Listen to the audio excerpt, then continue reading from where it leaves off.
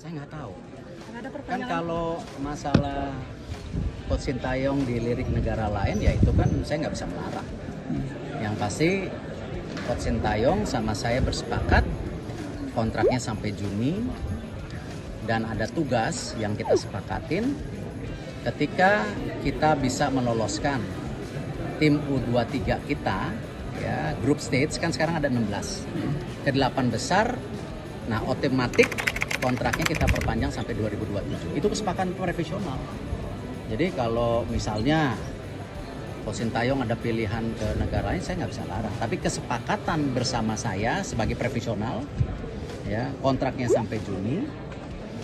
Beliau dan saya bersepakat untuk meloloskan tim U23 ke 8 besar, ya, otomatis 2027. Kan itu kesepakatannya. Jadi saya menghormati kesepakatan itu. Saya tidak berpikir yang lain. Ya seperti Juni 2024. sama kalau ditanya Pak Erik cari nggak alternatif pelatih pengganti Sintayong? Nggak ada, karena sepakatannya itu bahwa sudah ada kesepakatan kontrak saya dan Coach Sintayong sampai Juni dengan 2 parameter untuk perpanjangan lebih panjang lagi sampai 2027. Yaitu apa? Meloloskan tim Indonesia senior ke 16 besar.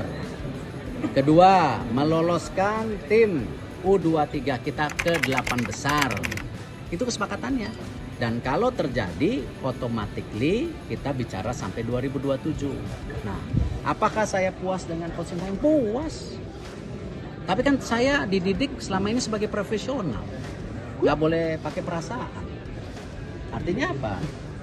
Walaupun saya sayang sama Coach Sintayong, ya saya harus punya target. Gitu. Sama ketika masyarakat sepak bola menargetkan saya. Sama gitu. Masalah ambisius enggak, kita lawan Argentina juga dibilang ambisius.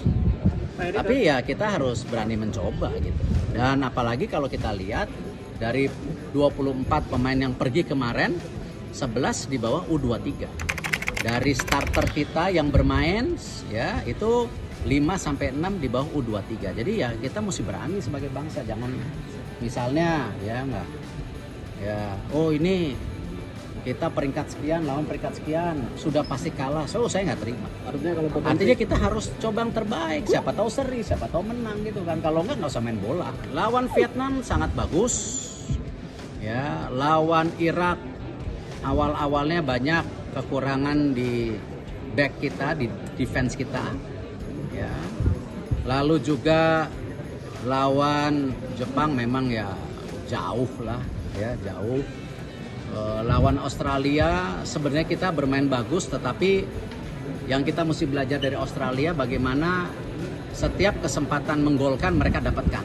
Nah, itulah yang kita bisa lihat, memang salah satu kekurangan kita juga di penyerang, ya, striker atau goal getter. Nah, ya memang ya kembali ya hari ini pilihannya ada Sananta, ada Rafael, ya yang umurnya masih 19, 22 ya.